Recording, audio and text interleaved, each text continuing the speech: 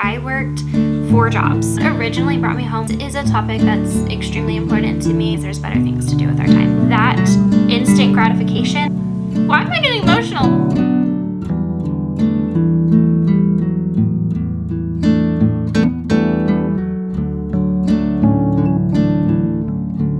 Hey y'all, welcome to Rocky Mamahood, where I share bits and pieces of motherhood and how I steward my home. In today's video, I'm sharing with you some of the things that we do to make living on a single modest income a possibility for us. Before I share with you exactly how we make it work, I would like to give you a little bit of background on how we even got here. At 20 years old, the year before marrying Oliver, I was working as an RBT as my main job, and I worked 3 other jobs on the side. So I worked 4 jobs. Honestly, really enjoyed balancing the hard work with social life and homemaking, and I lived pretty minimally even then. Whenever I did marry Oliver, we weren't really in a hurry for me to get a job because I was adjusting to a new state and a new city and making what was his house into our home. And so that was our priority in that time. And the time that I did spend living there, I used that time to remodel our home. And then we moved here 7 months after that. So I spent my time there at home, renovating, learning the area.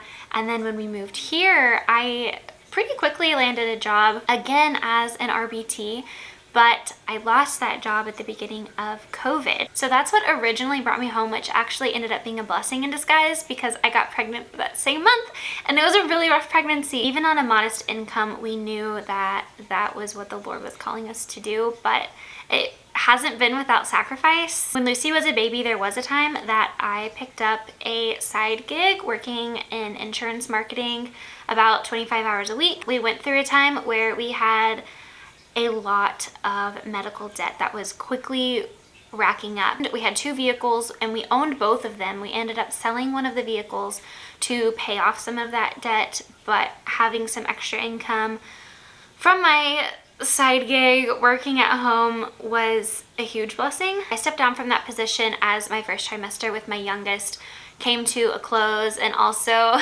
as Lucy's nap times, aka my work hours, became shorter and fewer. So with all of that in mind, I want to share with you a few of the things that we do to make living on a single modest income a possibility. Oliver made some French press coffee. It is so good. I do have notes here because this is a topic that's extremely important to me and I don't want to leave anything out. So I wrote it all down. So I've got my coffee, I have notes, and there's about 8 things here that I would like to cover. But the first thing that I want to talk to you about is the Lord brought us here. He brought us here.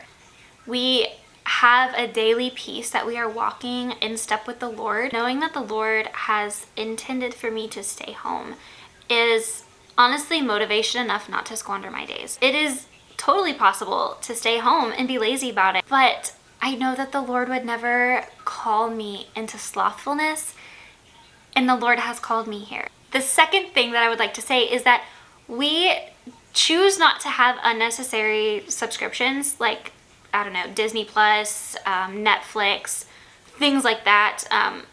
We don't have Amazon Prime. We have a Hulu account that I got, oh gosh, I don't even know, a long time ago. I have a Spotify account, and they did like this thing where they lumped a free Hulu in with your Spotify, and so for $10 a month we get unlimited music and whatever is on this free Hulu. If it's not on Hulu, chances are we don't really need to watch it anyways. There's better things to do with our time. It's pretty limited, which sometimes is frustrating, but I think overall it helps us have a pretty good balance. Instead of having those kinds of subscriptions, we focus most of our funds on like wellness and quality food. I get an order from ButcherBox every 6 weeks, and that's some pretty high quality meat. So every 6 weeks we have that meat delivered straight to our door. We have a wellness box that's delivered to our door, and we order from Thrive as needed.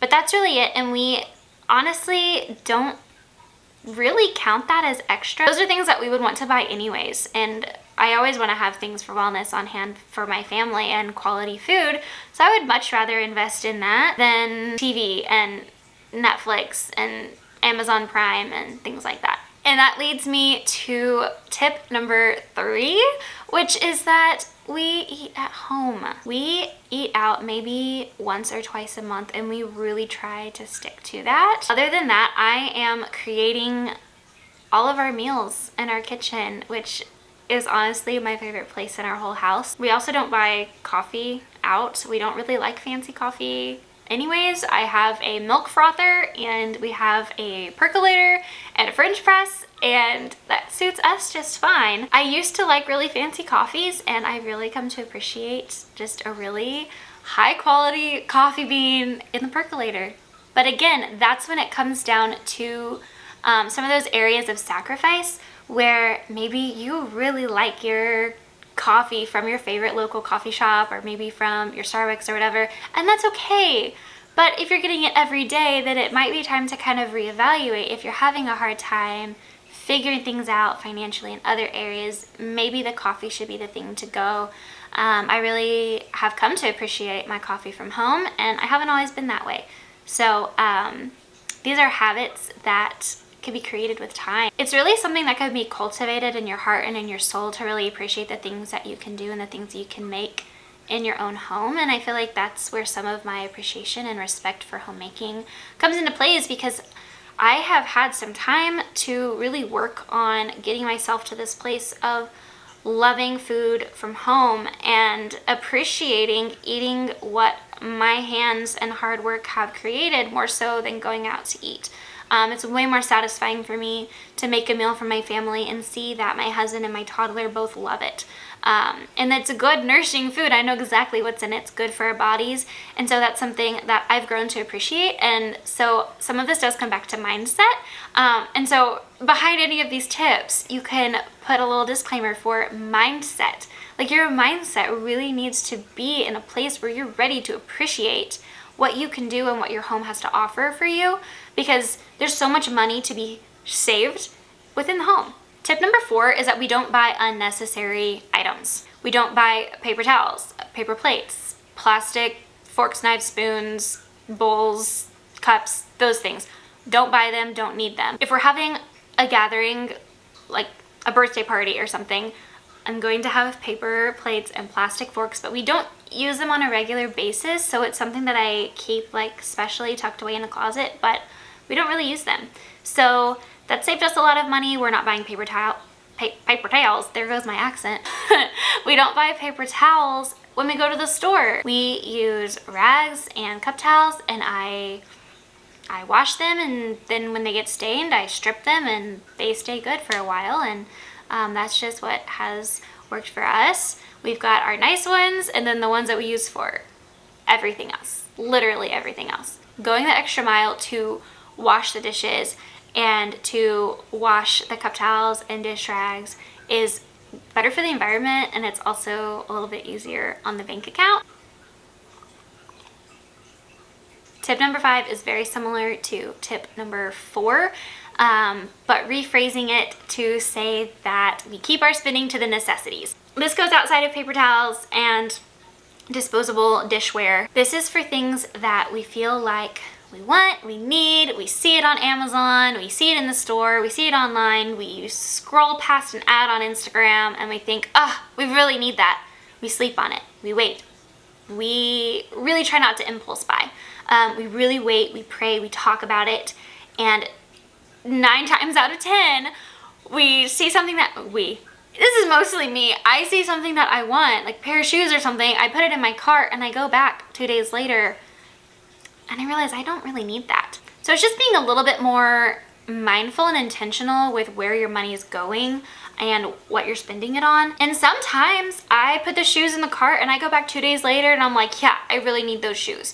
And then we get the shoes. But I feel like that extra period of time to just slow down, kind of slow down my need for that instant gratification of hitting that purchase button and putting in my shipping information and knowing it's on its way to me, sometimes that needs to be put on hold, because sometimes I want that instant gratification more than I actually want or need the item. So just things to think about.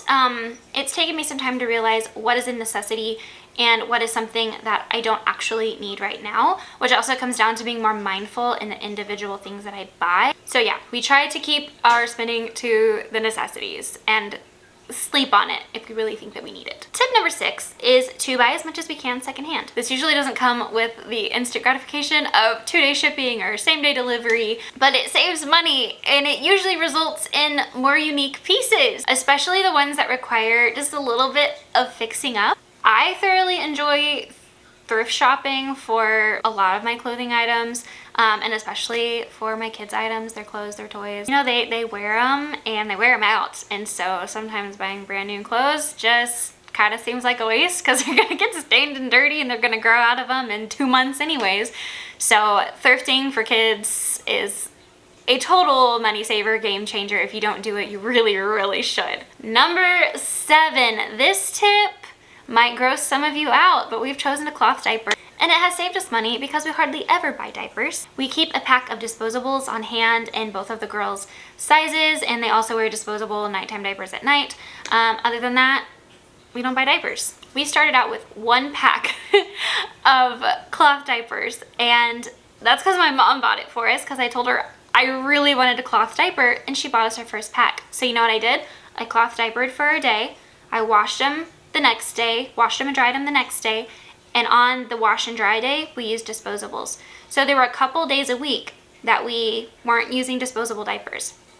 So then the next month, whatever we would have spent on diapers, we put towards a pack of cloth diapers, and that's how we built up our stash. We didn't personally go in all at once because we didn't do this right off the bat. We started cloth diapering, I think Lucy was 9 or 10 months old, I think. So we did not jump into this. Like, we slowly did this. So it is totally possible. We just took the money that we would have spent on disposable diapers for the month anyways, and we put it towards cloth diapers. Number 8. This tip is kind of a silly one, but pictures are so important to me. I've learned to take our family pictures, so we save money by not really hiring photographers. We did hire a photographer for a maternity shoot that I had when I was pregnant with Millie. We did like family pictures while I was pregnant, and they're really cute and I really treasure them. They're really special, but generally I take our family pictures. I use my camera, my tripod, and I use Lightroom, the free Lightroom and the free Focus app to edit my pictures. I think it is so fun to hire a professional photographer if you can, but I mostly want this to be an encouragement because hiring a photographer can be really expensive, and we are in the face of some pretty intense inflation right now. And so this is for the mamas who, why am I getting emotional? Really want family pictures. I just want to encourage you, don't miss out on the opportunity to take pictures of your family and with your family, because even imperfect pictures are better than none. It's really fun for me to set up my camera, and a lot of times it's not even my camera. Use your iPhone, girl. Get your iPhone out, set it up, put it on video, and video you playing with your kids. Video you and your family running around in a field. Just prop it up on something. Get a tripod. You can get one for like $9 on Amazon, and set it up and video your family, and then you can go back and screenshot the parts of the video that are oh so cute to you and edit it, and that's your family photo. They're so precious. Like, you can totally take pictures of your family. You don't have to hire a photographer. Hire a photographer if you want to, but I don't want you to feel pressure that you need to have professional photos. I feel like professional photos are really, really awesome, and that is how a lot of my friends make a living, and I think that's incredible. But that doesn't mean that you should have to miss out on having family photos. So use your phone and your camera and your tripod. Download the free what's it called? The free Lightroom app and the Focus app, Focos.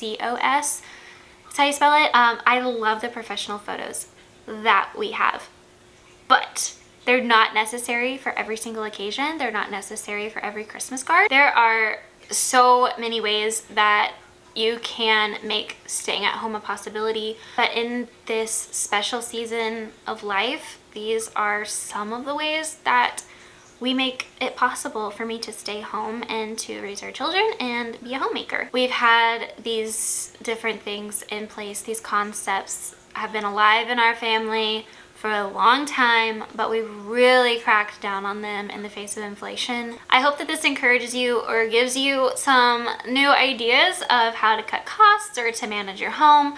And if you have any other ideas, put them in the comments below, and I would really love to chat. So thank you for being here, and I will see you in the next video. Bye guys.